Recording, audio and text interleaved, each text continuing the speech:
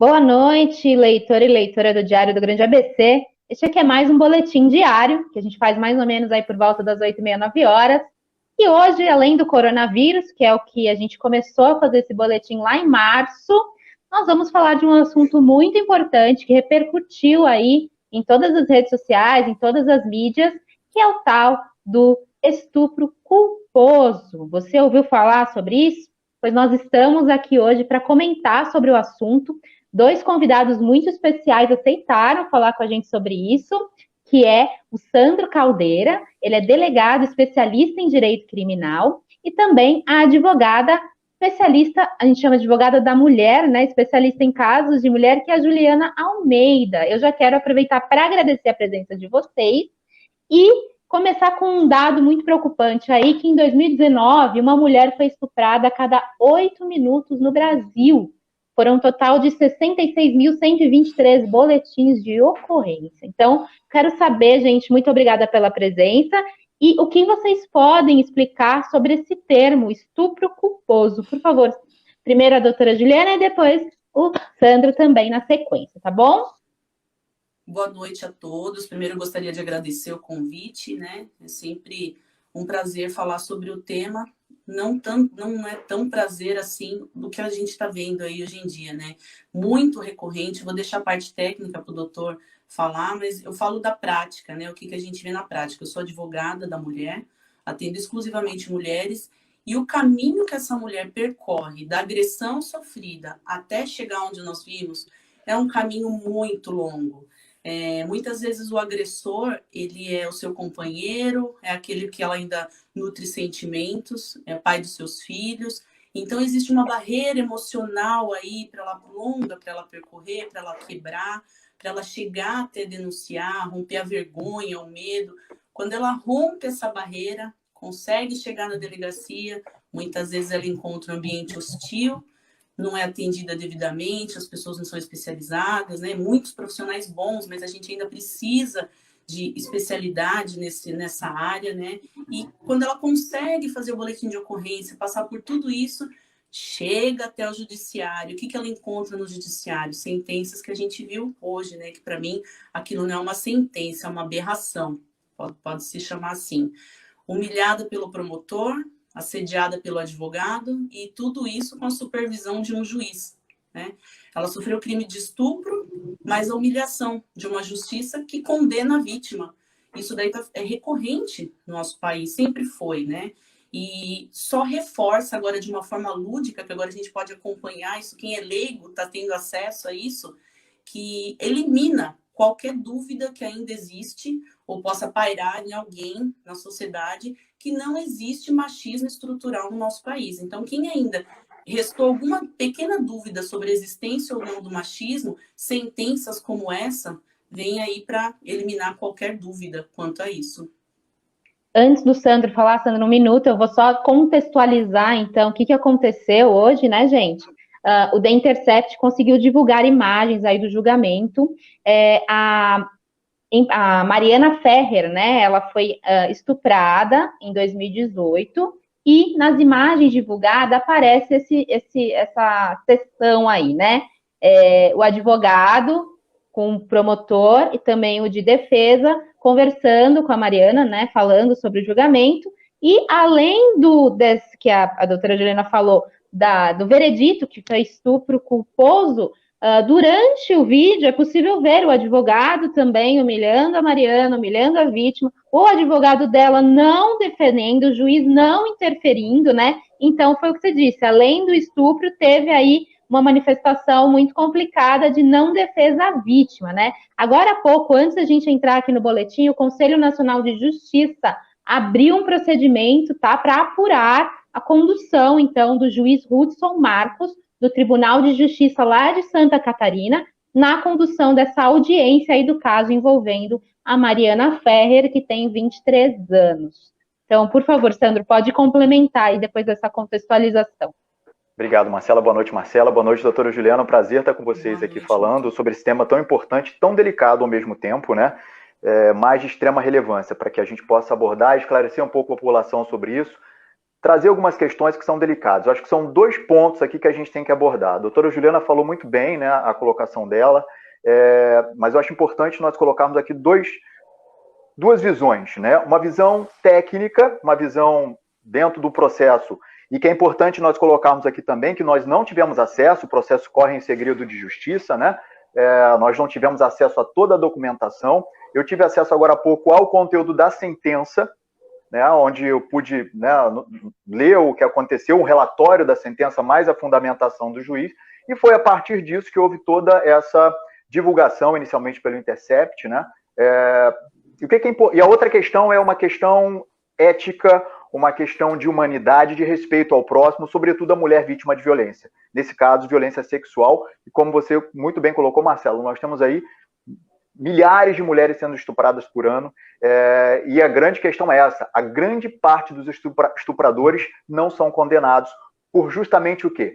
Ausência de provas, né? A gente tem muito isso, isso é um dado muito triste.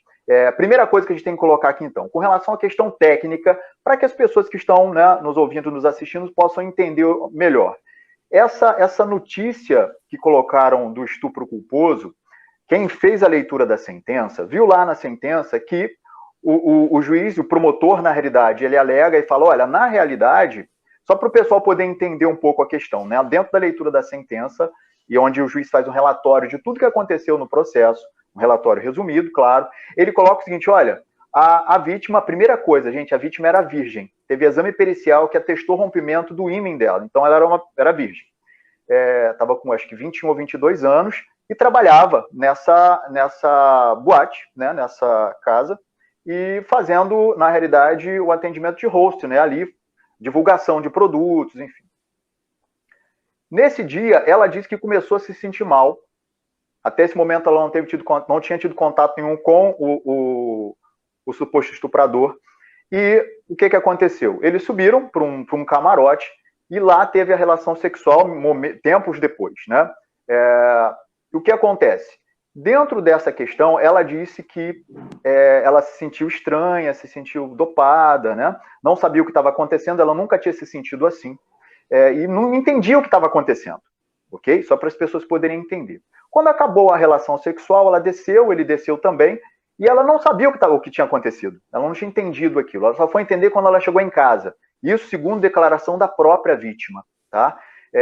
Quando ela chegou em casa, porque ela viu resíduo de sêmen e de sangue na roupa dela, né? Na calcinha dela. E aí que ela começou a ficar mais nervosa, né? E começou a ter lapso de lembrar o que estava acontecendo. E aí o que acontece? Com base nisso, que depois ela, claro, ela teve a coragem, isso é importante falar, né? Muitas, mas muitas mulheres não vão até a polícia para comunicar isso. Primeiro porque tem vergonha, segundo porque tem medo da forma como vão ser atendidas, se serão atendidas da forma correta, com humanidade. Muitas, às vezes, não são bem atendidas, isso é uma triste verdade que a gente tem. Eu acho que é importante que a polícia cada vez mais se prepare para dar esse atendimento mais humanizado, especializado, né, para mulheres, né, que são vítimas de qualquer tipo de violência. Ela fez o registro. O laudo, na realidade, o laudo pericial, que foi acostado também nessa sentença, ele deu negativo para qualquer tipo de substância entorpecente ou torpor em razão do álcool.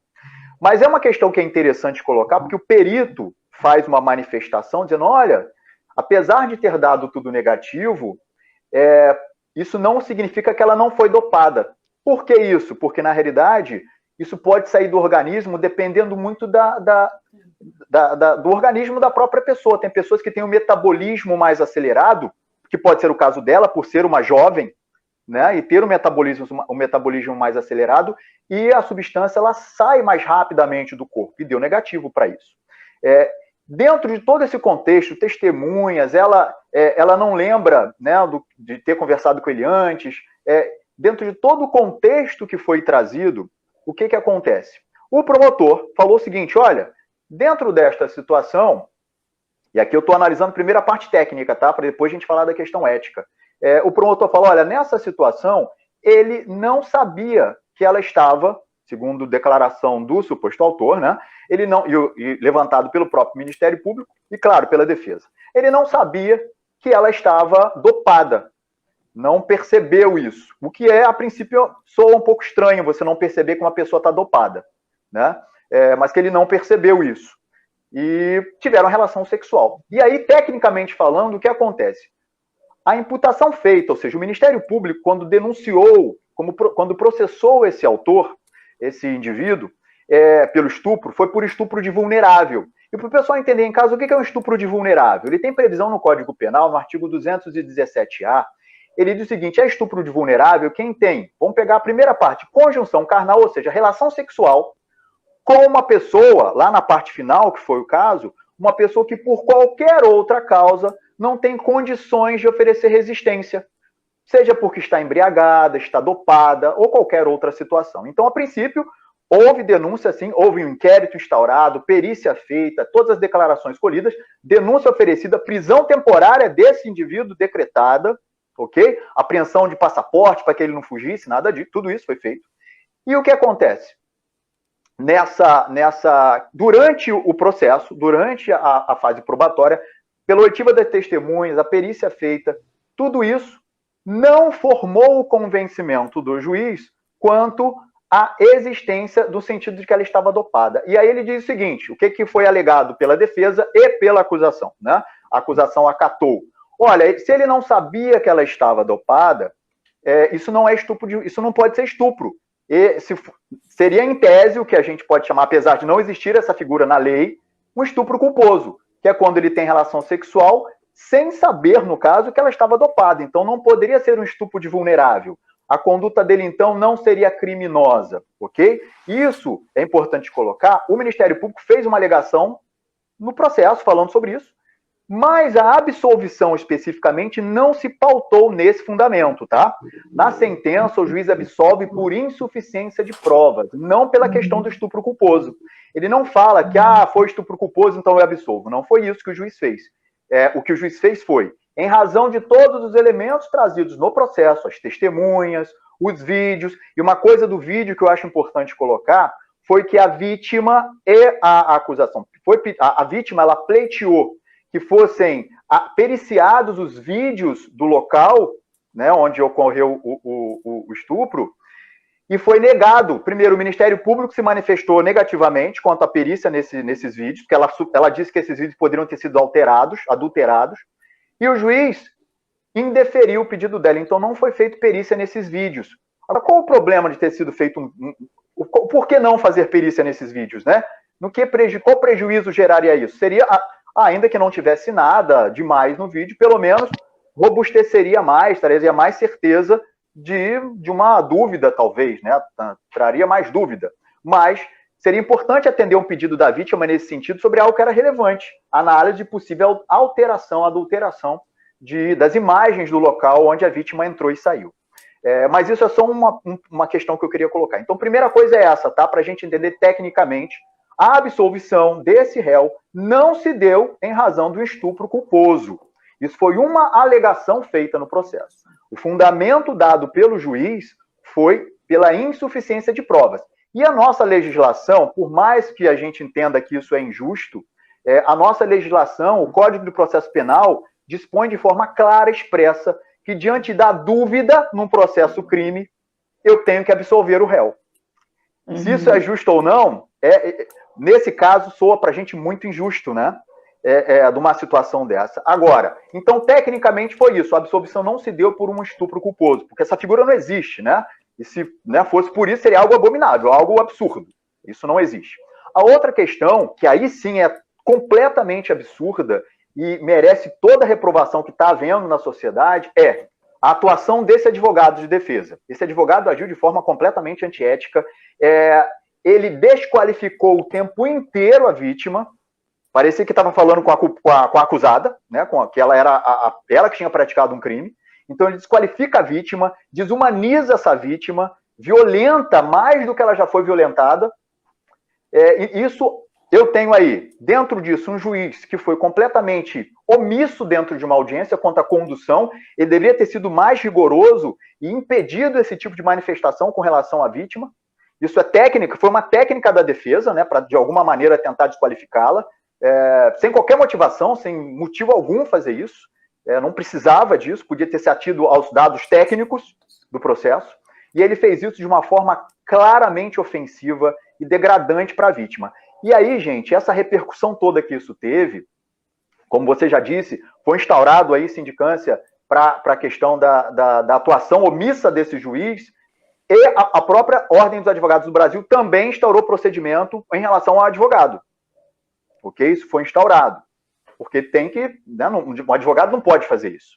Né? Esse é um atuar completamente absurdo. E a grande questão que eu acho que a gente tem que colocar aqui é justamente isso. Será que isso, quando é colocado dessa forma, quando alguma mulher, tendo sido vítima ou não de uma violência sexual, se depara com uma notícia dessa nas redes sociais ou na televisão, como é que isso vai chegar nela, né? Ela vai ter medo? Ou vai achar que não vale a pena denunciar estupradores? Provavelmente sim. Essa é a questão que a gente tem que lutar para que isso não chegue dessa forma para essa mulher, né? Para que essas condutas desses servidores públicos sejam efetivamente apuradas, para que eles vejam e todos os demais possam ver que o atendimento tem que ser um atendimento humanizado para essas pessoas, na verdade, para qualquer cidadão. E quando falamos em mulheres vítimas de violência, a gente luta tanto para isso, né? Para evitar que as mulheres, para tentar reduzir o número de violência, e para isso a gente precisa do apoio dessas mulheres que são violentadas. Se nós não tivermos esse apoio, essas denúncias, porque elas vão ficar com medo de serem mais violentadas ainda pela justiça, a gente não vai conseguir reduzir esse número de violência. Então é importante que a gente, através disso, a gente possa ter essa repercussão social, como está tendo, justamente para quê? Ainda que a sentença tenha sido dada por insuficiência de provas, o que a gente tem que lutar aqui é para evitar esse tipo de comportamento realizado nas audiências. Esse comportamento claramente humilhante e antiético desse advogado e um comportamento completamente omisso, tanto do órgão da acusação, mas sobretudo também do juiz, que deixou com que o advogado fizesse todo esse teatro ali numa coisa completamente desnecessária e claramente ofensiva para a vítima. Ele trazia à audiência fatos totalmente estranhos aos fatos, né? Ele não tinha nada a ver com os fatos que estavam sendo discutidos no processo, com as provas que tinham ali. Ele estava trazendo ali fotos das redes Instagram sociais dela. Antigas, não tinha nada a ver. Uma tortura doutora, emocional. Exato, e doutora, uma outra coisa, a gente vê claramente um comportamento machista e tentando denegrir a imagem dela. Isso, qual exatamente. O problema dela ter fotos sensuais no Instagram dela? E ela ainda isso tenta autoriza? se explicar, para você ver como isso é um problema social, porque ainda nela existe ainda a culpa, ela ainda está se explicando, dizendo... Machismo estrutural. É machismo estrutural. Então, quando houver, o que eu falo agora, quando existe aí a dúvida do que é o machismo estrutural, põe um pedacinho dessa audiência para a pessoa assistir, que isso é lúdico. Aquilo é o machismo estrutural. Ela ainda se sente na dúvida, será que eu cometi mesmo? Será que eu não cometi? É a visão deplorável daquele advogado, né, de defesa. Culpar a mulher, né? Você culpa a vítima. Ele coloca a vítima como culpada. Do crime, para mim, é o segundo crime mais grave do nosso país, é esse, ser mulher. É esse o crime que a gente tem, ser mulher. Eu digo segundo porque o primeiro é ser negro. O segundo é ser mulher. E a gente não pode, porque não existe a possibilidade de alguém cometer um crime, por exemplo, de estupro, não no caso fático, aí que o doutor explicou de forma mais técnica, né, os detalhes do processo. Mas isso abre a discussão, porque muitas mulheres não sabem nem que estão sofrendo essa violência. Exato. Isso é bom para abrir o debate. Não existe a possibilidade de se cometer um estupro sem a intenção de estuprar, né? Como isso que foi levantado hoje, o dia inteiro, essa discussão. O criminoso sabe que ele não teve o consentimento da vítima. Então, é bom isso ficar claro. Se ela disse não, é estupro. Se ela disse sim e mudou de ideia no meio do caminho, é estupro. Se ela disse não, se ela disse sim, se ela nada disse e ela está desacordada, embriagada, inconsciente, é estupro. É estupro. Se ele tem dúvida sobre se ela disse sim ou não e cometeu, é estupro. É isso que precisa ficar claro. E é isso que é excelente esses debates. Quando a gente ouve aí pessoas da mídia dizendo que, infelizmente, existe um movimento feminista, isso é bom, porque dá a impressão que a gente está começando a incomodar. Dá a impressão que a nossa fala está sendo um pouquinho escutada, né? Profissionais como o doutor e outros profissionais defendendo os direitos das mulheres, falando sobre isso, acho que nunca houve assim. Isso está vindo à tona cada vez mais, é muito importante esse espaço para a gente deixar claro coisas, não só a parte técnica do processo, que acaba indo para a mídia de uma forma não totalmente clara, igual o doutor disse, né? Não é o estupro culposo, mas é o indúbio pro réu, que a gente conhece aí na prática, na dúvida pelo réu. Essa semana eu tive também no escritório um caso desse, na dúvida pelo réu. Mas que dúvida, né? Sendo que existiam outros meios para ele buscar essa prova robusta. Por que não vai até o final? Por que não tira todas as possibilidades de conseguir provas robustas? Não, e uma outra coisa que eu acho importante, doutora Juliana, é o porquê não valorizar mais a palavra da vítima, né? Exatamente. A vítima não já é vista como um pé atrás. Ela já é vista ali. Na sentença ele coloca que, com relação à materialidade e autoria, ficou claro, no sentido de quê? De que houve uma relação sexual, porque tinha esperma dele nela, a perícia testou isso, e tinha sangue, ou seja, que houve rompimento do ímen. A gente está falando de um estupro de uma mulher virgem. Né? Olha o absurdo que a gente chegou. Né? Então, assim, você... Com certeza não queria tirar a virgindade numa situação dessa. Que estava se sentindo mal, no trabalho. Tem todo o contexto por trás, que se o juiz quisesse, ele teria analisado, né? Linha a linha ali para poder entender todo o contexto, né, gente? Muito legal a discussão de vocês. Que a gente não vê de uma forma ruim o criminoso ter um advogado de defesa. Não é isso. É constitucional. Todo mundo tem o direito de defesa. Agora, não precisa daquilo. Ele pode falar sobre os fatos para defender o cliente dele. Ele pode se ater à prova, ao material ali do processo, né? E não partir para a parte pessoal. E todos coniventes ali, eram 3 contra uma menina chorando e pedindo, 3 homens, favor, né? Misericórdia. Ela pediu misericórdia. Por que vocês estão fazendo isso comigo? Justificando, ele mostrando as fotos ali, ela... Não, mas é porque essa daí eu tava de roupa, mas essa perna...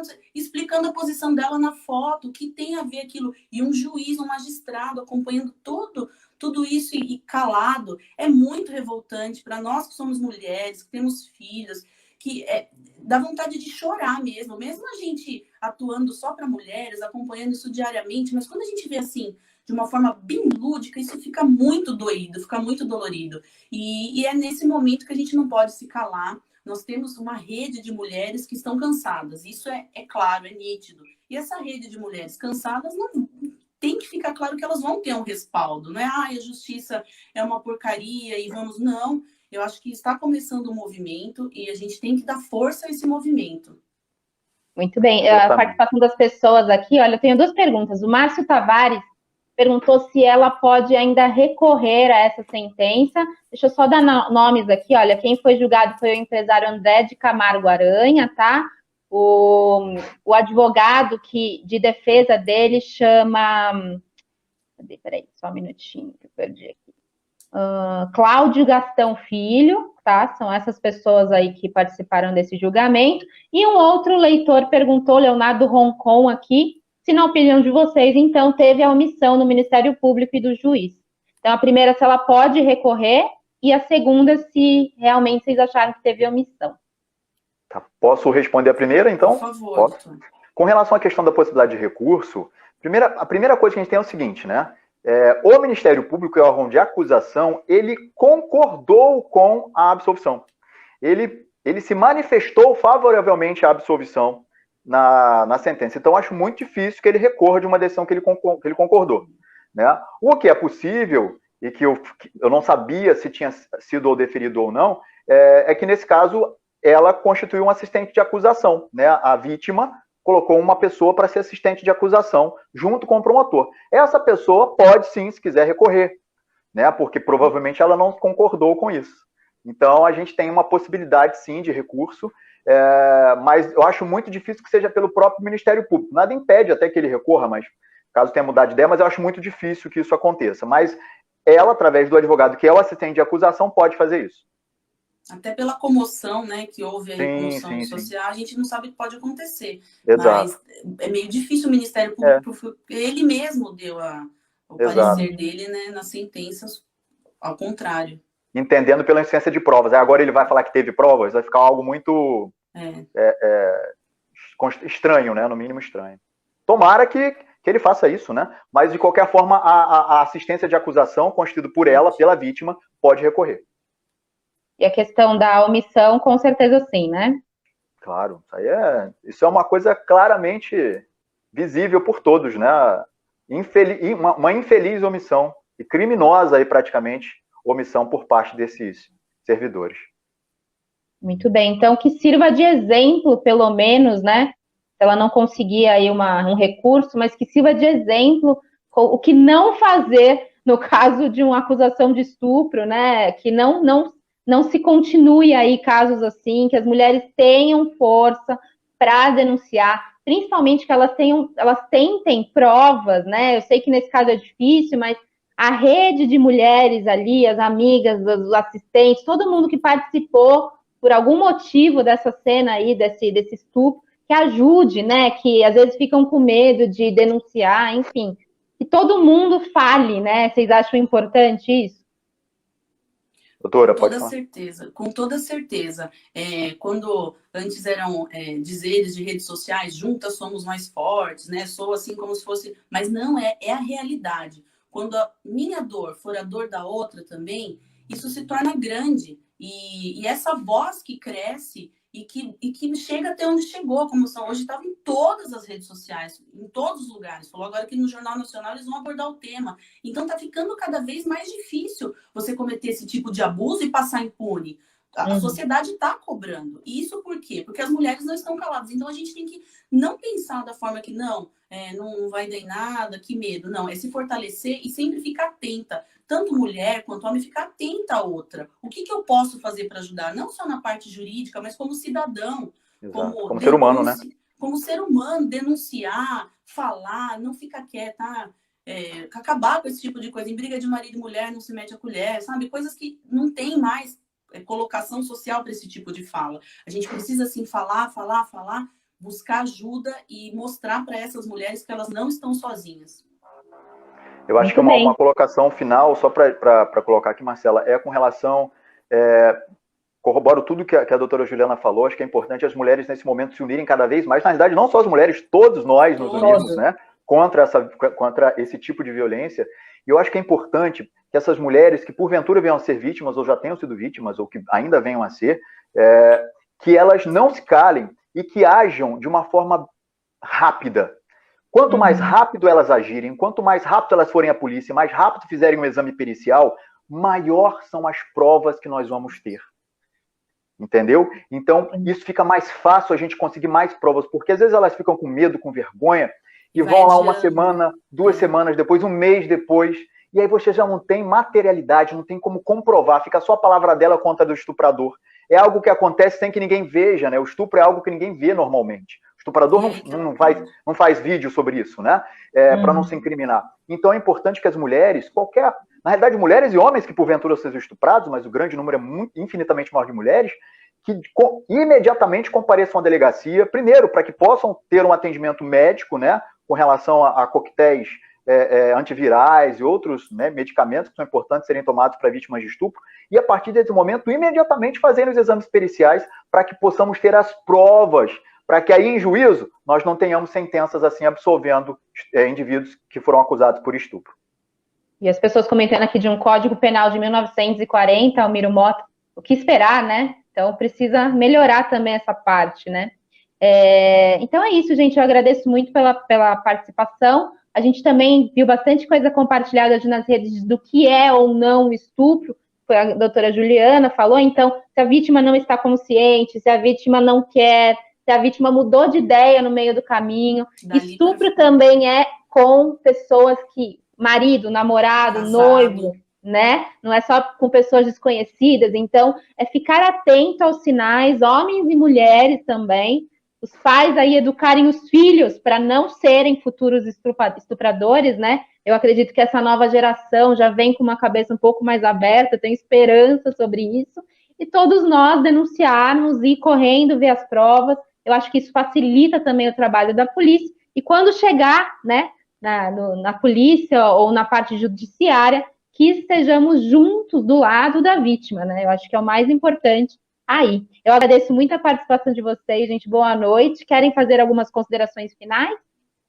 Eu só gostaria de mandar minha solidariedade para a Mariana, sua família, e que essa injustiça seja reparada de alguma forma e que ela se sinta abraçada, assim como todas as mulheres que sofrem diariamente com a violência doméstica, com o machismo e tudo mais, que elas se sintam abraçadas e não se sintam constrangidas, com vergonha ou com medo. Vergonha de quem praticou o crime. Não sinta vergonha. Você tem que falar. Quanto mais você falar, mais a gente vai criar fortalecimento nessa nossa rede. Muito obrigada, Marcela. Obrigada, doutor Sandro. E é isso. Obrigada.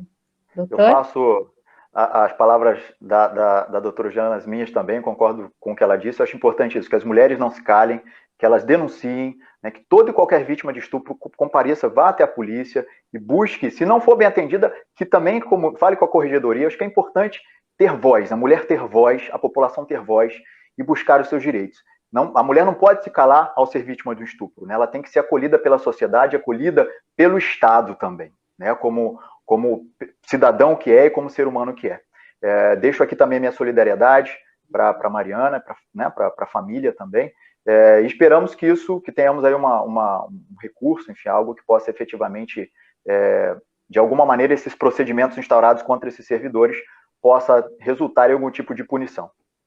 Perfeito, gente. Muito obrigada, viu? Eu vou continuar o boletim agora falando de outros assuntos, mas foi extremamente importante a participação de vocês e sempre que tiver algum caso assim, a gente volta a se comunicar, tá bom? Tá Muito ótimo. obrigada. Boa noite para vocês. Boa noite a todos. Tchau. É isso aí, gente. Um caso muito, assim, emblemático, eu posso dizer, que sirva de exemplo aí para não ser cometido novamente, né? Nenhum erro deste tipo aí. Quando a gente procura a justiça, advogados e juízes, é para a gente tentar, né, uma luz de esperança aí, para tentar que eles nos protejam, se a gente é vítima, né? E neste caso foi totalmente contrário. O vídeo completo aí, um trecho do vídeo, né, desse julgamento, está no nosso Instagram, @Diário do Grande ABC. Entra lá e assista. É importante, sim, assistir e também se posicionar em relação a casos assim. Para terminar o boletim, gente, eu vou dar os números aqui do coronavírus. 160.496 mortos, foram 243 nas últimas 24 horas. 5.566.049 casos aqui no Brasil, 11.843 nas últimas 24 horas. Em São Paulo, nós tivemos 39.364 mortos, 1.118.544 casos. No Grande ABC, 73.233 casos, foram 225 nas últimas 24 horas. E 2.787 mortos, foram 12 nas últimas 24 horas. O ministro da Saúde, o Eduardo Pazuello, recebeu alta, tá? Ele ficou 4 dias internado no Hospital das Forças Armadas com a Covid-19. Ele vai continuar o tratamento em casa. Ele foi diagnosticado com a doença em 21 de outubro, tá? Segue em observação. E, claro, as eleições dos Estados Unidos, né? Terminou hoje a votação, né? É uma votação diferente brasileira. As pessoas estão votando já há alguns dias e vai demorar também alguns dias para a gente saber o resultado, se Donald Trump continua como presidente dos Estados Unidos ou se Joe Biden assume aí a bronca, a responsabilidade, né?